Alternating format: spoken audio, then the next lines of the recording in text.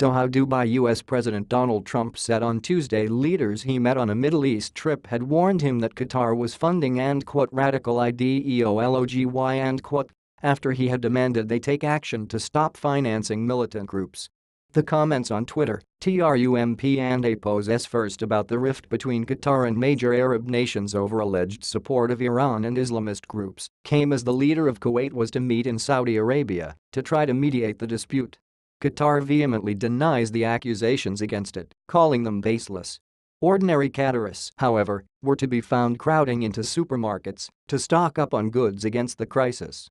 Saudi Arabia, Egypt, the United Arab Emirates and Bahrain severed relations with Qatar and closed their airspace to commercial flights on Monday, in the worst split between powerful Arab states in decades. During my recent trip to the Middle East I stated that there can no longer be funding of radical ideology. Leaders pointed to Qatar, Trump tweeted.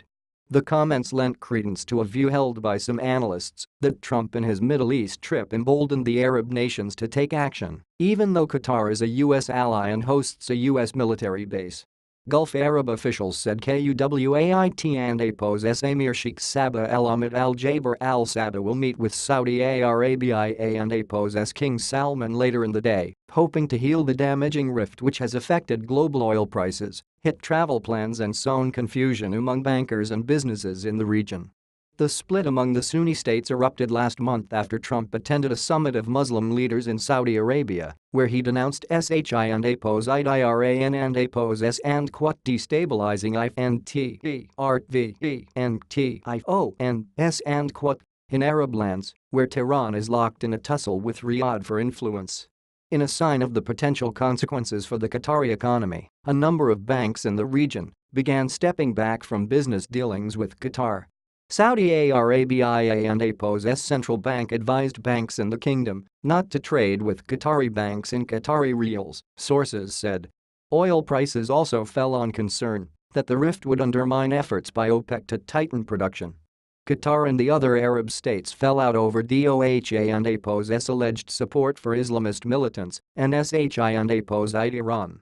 Foreign Minister Sheikh Mohammed bin Abdulrahman Al Thani told Qatar-based Al Jazeera TV that Qatar will not retaliate, hoping Kuwait will help resolve the dispute.